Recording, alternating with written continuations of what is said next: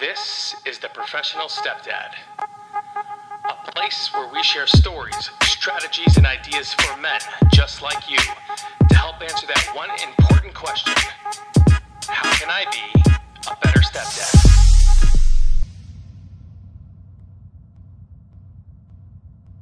Okay, let's see, recording good. Okay, so Wednesday Q&A. First question is, BioDad keeps spoiling the kids. I feel like he is always trying to get a one-up on me. Ooh, that's for you, man. BioDad keeps spoiling the kids. Has the BioDad tried to spoil Carter? Yeah, you know, and I've heard it said that they're the carnival dad. Huh? The carnival dad. Have you ever heard that term? No. Where you have, when you go to a carnival, it's fun. You're getting cotton candy and you're having a great experience and it's so much fun. But you can't live at a carnival. Okay. You know, you're not going to survive on cotton candy and rides. You actually have to have some structure in your life and be responsible. But if you go to a carnival, then it's fun. And when you take your kids away from a carnival, what do? They scream and cry and they're all upset. Yeah, but this guy is saying that. So, but it's the same thing, right? It's trying to one-up him. How would you handle that? I mean, how did you handle that? It's consistency. I mean, which great answer. It seems like that's a great answer. Seems like a soft answer, though. You know, why? We hear consistency. Is that's not a soft answer. That's a freaking. That's an in-your-face. Where'd my chair go? It's on the other side. That's an in-your-face. That's an in-your-face answer. Think about it. Consistency. You tell somebody that with health. With business, what are you doing? I think it's just going up and down. Cavin is probably, I think he's like a magnet for crap going wrong. I think so. Golly. Okay, but consistency. Listen, real quick. Consistency is big. You're saying consistency like it's not a big thing. It's a big thing. Think about it. It is, but here's the thing. People don't want to hear consistency because it's the, I want something big that's going to fix it. Oh, really? That's all you got for me? It's just consistency. What does that mean to you? Staying the same. It's time. It's time. It's time. And here's the thing. It's like anything you do in life, how fast can you destroy your life? In a second. How fast can you build that trust in a relationship? Right. Over. It takes time. But people don't want to hear that. They don't want to hear that, it's going to take time. I don't want to hear it because that's hard work. If I know that, okay, take your wife. So wait, are you trying to tell him? Are you trying to tell him that time is going to fix the fact that the dad feels a certain way because the BioDad's trying to one-up him? I mean, that's time. But what do you mean, like, take the time over? If you're trying to compete, here's the thing. Oh, that's a good one. You are going to look like an idiot, and your kids they don't necessarily understand everything that's, and depending on their ages, you know, if they're young adults now, because it doesn't stop at 18. Once you're not legally tied to BioDad, they're still your kids, you know, like they're still going to be your kids into young adulthood and into their adult life. The relationship changes though with your kids. And it's the same thing with how they think about their relationship with you, is that if, say for instance, Carter goes over to BioDad and they have a great time. They watch movies. They stay up late. She eats whatever she wants, and they laugh and play games and stuff.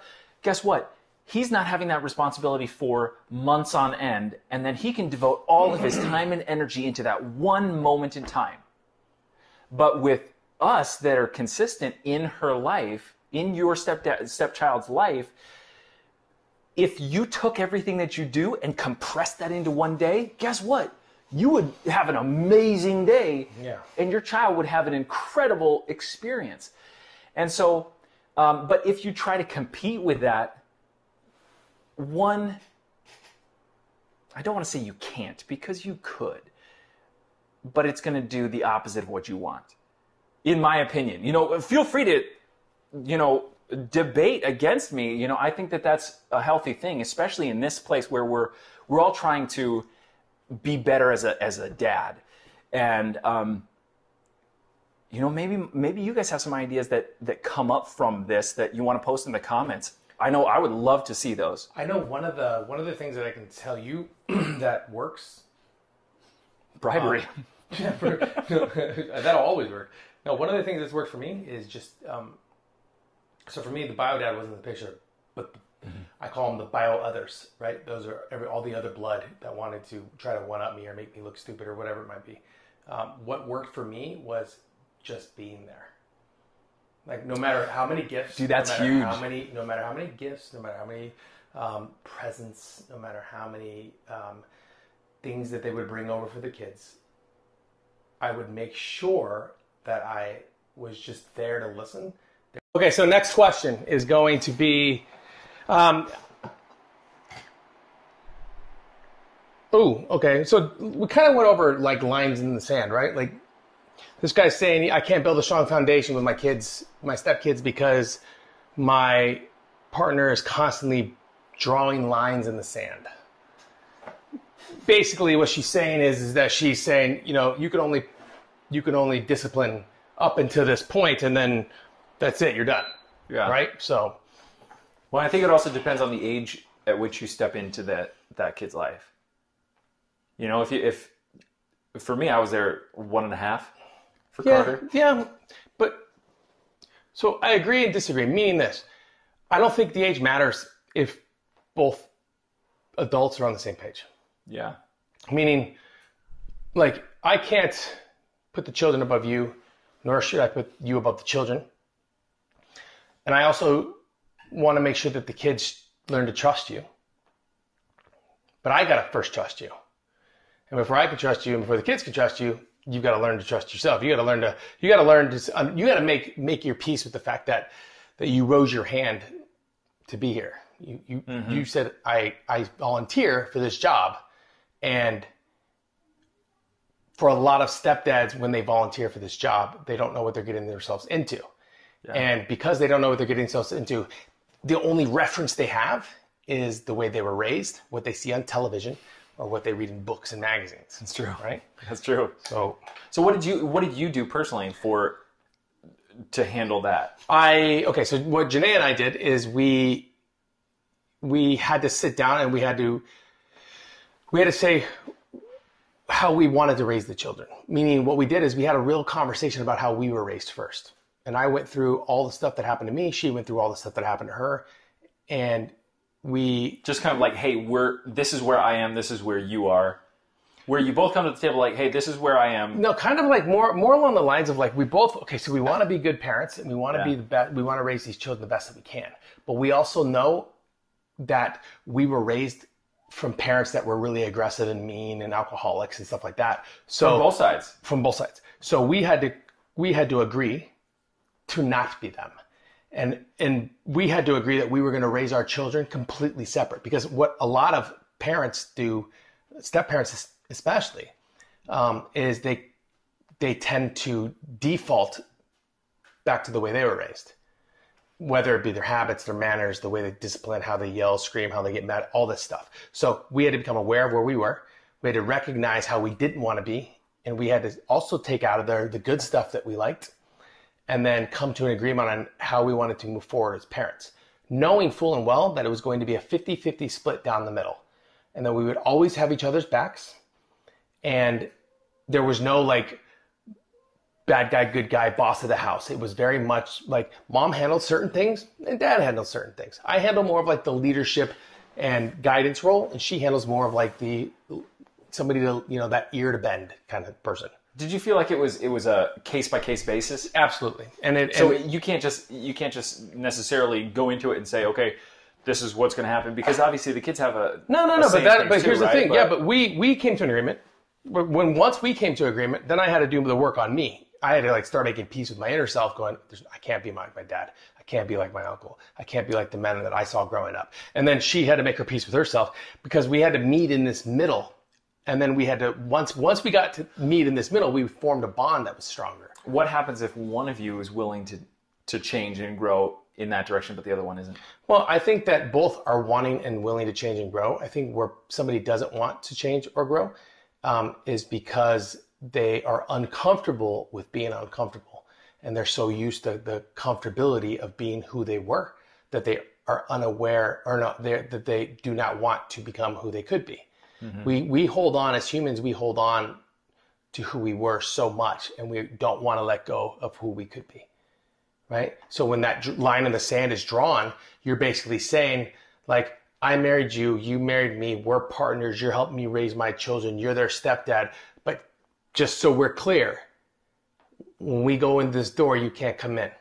And what that shows the kids is, oh, so mom's got the full authority, therefore it takes authority away from you as the stepdad. And now the kids have this ammo to use against you. Yeah. And you know, I think it's being a team. You know, you have to be a team, and you have to just agree that, hey, whatever we disagree about, we're going to do behind closed doors. Right. So that when we come to the kids, it's a unified front. Unified front. Yeah.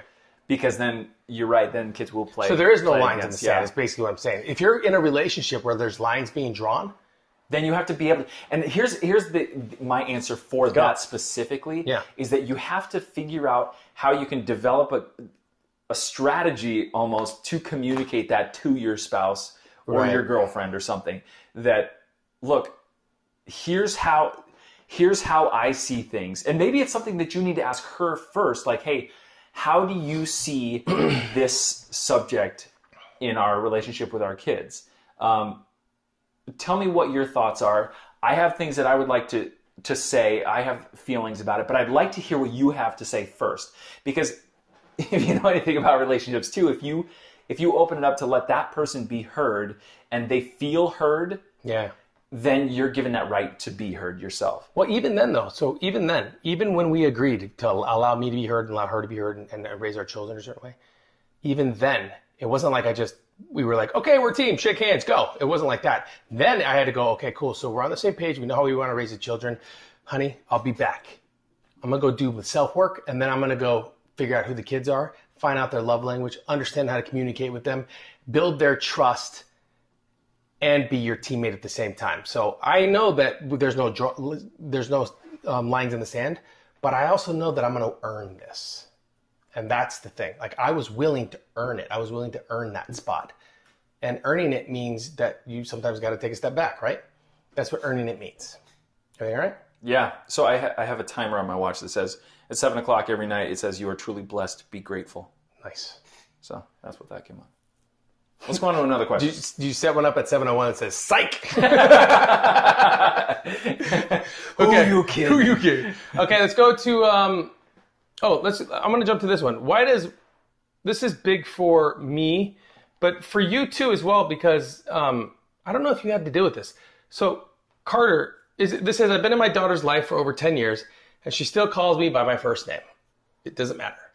Me personally, I've got 5 kids, 4 older girls, right? Or 4 girls, 1 boy. And my 2 oldest girls, who were the oldest ones, obviously, when I came into the situation, they know me as dad. They refer to me as dad. Like when they talk to their friends and they're like, all right, hey, let me ask my dad.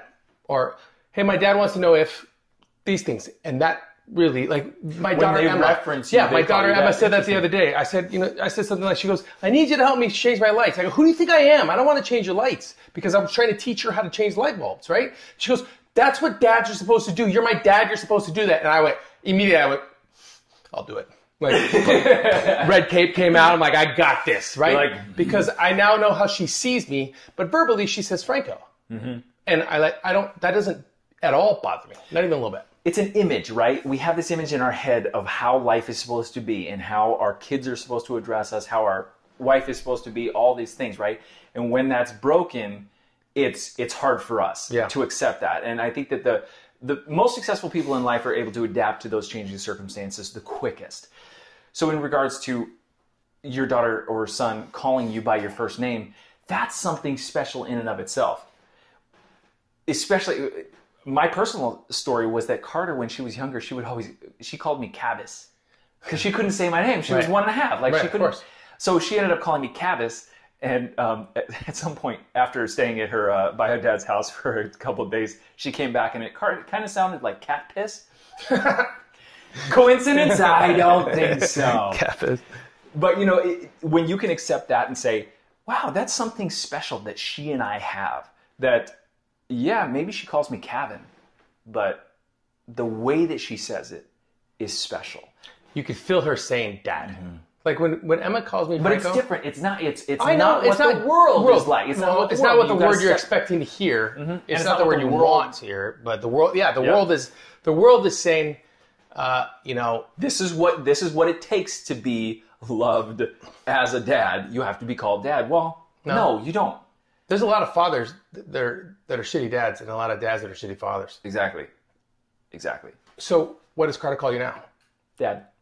Dad, daddy, all that. I mean, she's just daddy-o. She's accepted it. What does she call her dad? She calls him Mitch now. Shut up. Yeah. So you had the switch. Yeah. What? How? Why? I mean, that's interesting. Yeah. Wow. And so the other day, actually, I think 2 days ago, she don't let Carter watch this, but you know how. So my daughter, she left her journal on the couch. She's 10 years old, but so I thumbed through it. Of course, I grabbed it, opened a beer, started thumbing through it. It was open to the exact page that I wanted to read. Of course. It was amazing. I just sat down and poof, it's like a magic book. And it was just, there was so much emotion in her words. And I say emotion because it was nicely written at the top and at the end, like, he's not worth it, he's not worth it, he's not worth it. And we're like, holy crap. This is about Mitch? Yeah. Because we don't hear those things. And there's so many... Have you sat down and talked to her about it? Not yet. This just happened 2 days ago. Oh, see, I always have it 7:04. Potential spam, call me. Really? Yeah. What if it's like that was an actual phone call. Oh, I was like, what if somebody's trying to offer you $1 million and just like, I don't care, call them every day at 7:04. But it's that's crazy. That's an interesting. And she's 10. Yeah, she's 10. Yeah, so she gets it. So too. she's feeling these feelings. Yeah. And I think that one of the most important things that you can do, like going back to what you talked about, is be present, be there, and just really be there. Without trying to change her, without trying to discipline her or grow her or anything like that. Literally just sitting down and saying whatever she wants to talk about. Even if it's you're doing dishes and, sometimes I'll walk by and she's sitting at the table this morning. She was sitting at the table and she was eating something and I just walked by and I just touched her head as I walked by. There's that physical touch on the back of her head. And saying, hey, how you doing? Like, how'd you sleep? Like that, putting yourself on that same level as your kids for that moment of, hey, I'm not trying to discipline you. I'm not trying to teach you anything. I'm here. Anything you want to talk about? Be there is big, but that's good. That's crazy that she called that you had the flip-flop. I've actually never heard of anybody doing the flip-flop. That's the first for me. I'm a rare breed. I'm being serious. Have you heard? Is that regular? Have you heard of that happening before? No. I'm curious to know how that's happened to other men. Right? Okay. So we're going to go last question and we'll make it quick. Mm-hmm. And this is real simple, which is why are stepdads praised for stepping up and stepmoms are seen as evil? That was a question literally posted by a stepdad on a Facebook social media, a Facebook site. And I thought it was interesting because there's got to be a personal story. Stepmom stepping up. Like I don't hear a lot. But guys, it's probably because we don't belong to those groups. Like we don't run in those circles.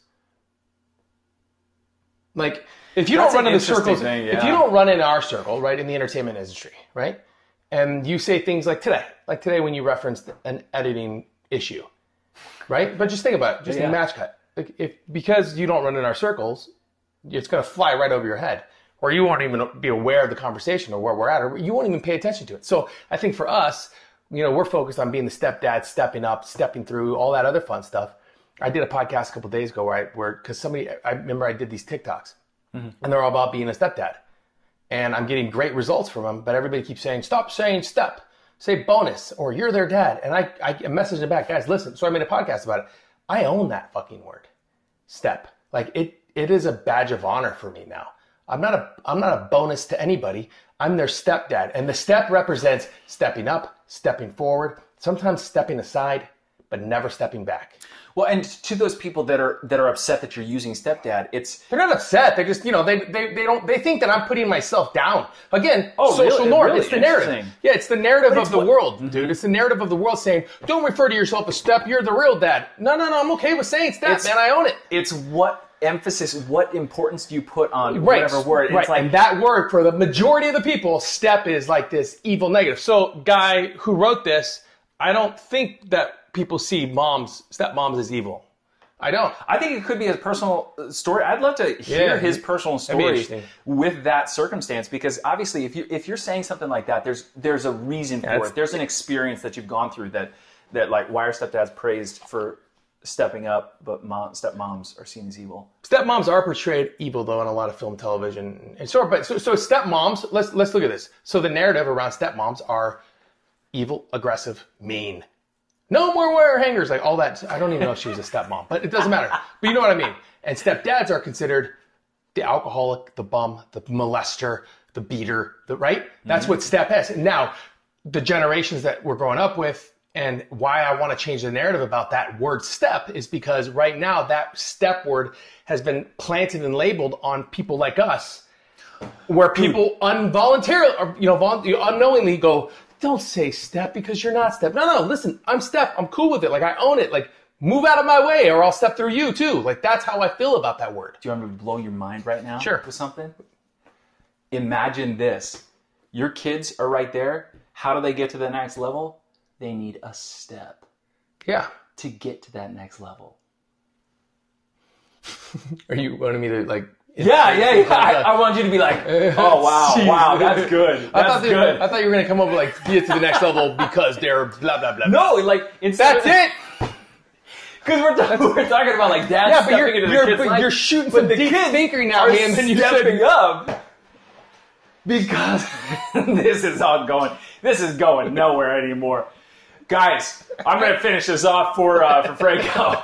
Hey guys, thanks for sending in your questions. We love those questions. I say we like I'm. No, like you I'm are. part of it. I'd like to. I'd like, honestly, man. This is great. I want somebody to banter back and forth with. It's better, right? Especially on the Q&A day.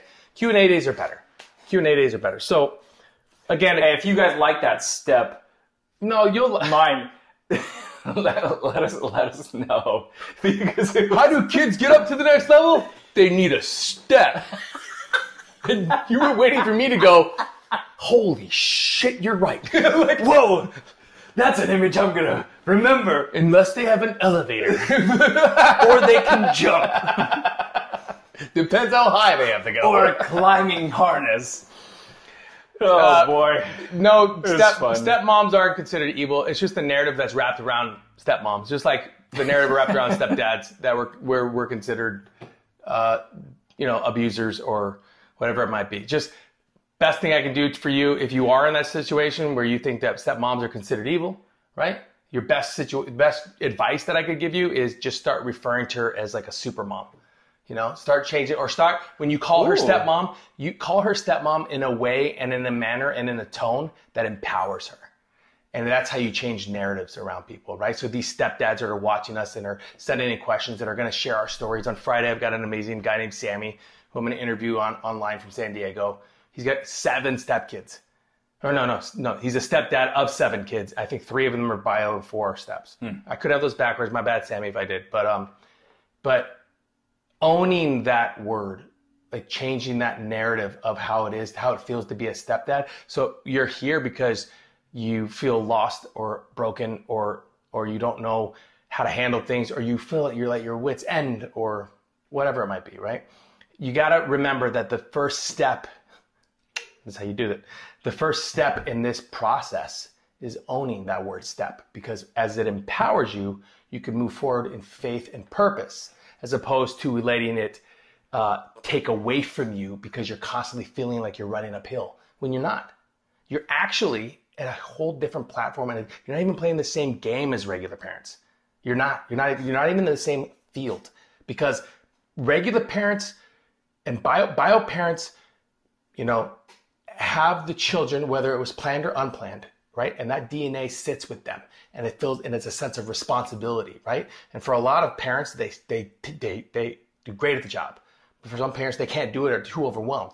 A step parent sees a scenario and a situation where most people run from a burning building and they grab the hose and go. Mm-hmm. That's what a step parent has to be represented as. That's what a stepdad, guys.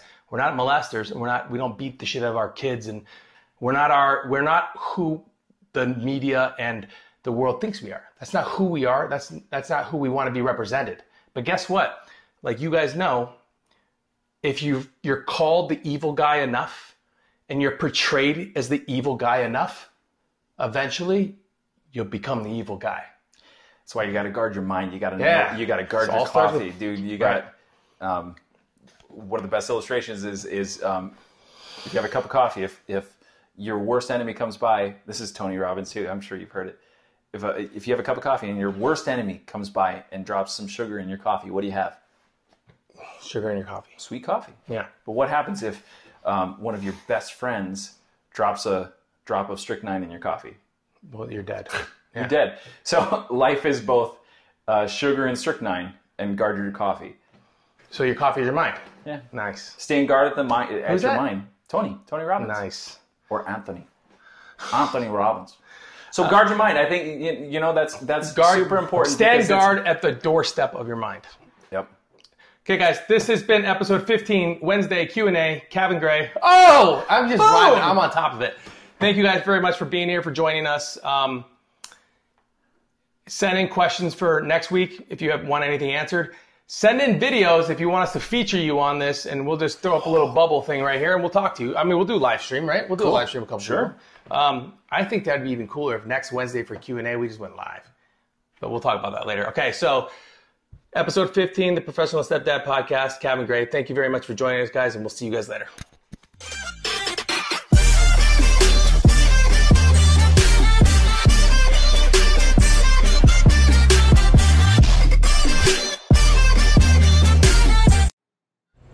Quiet on the set, please. Thank you, everybody.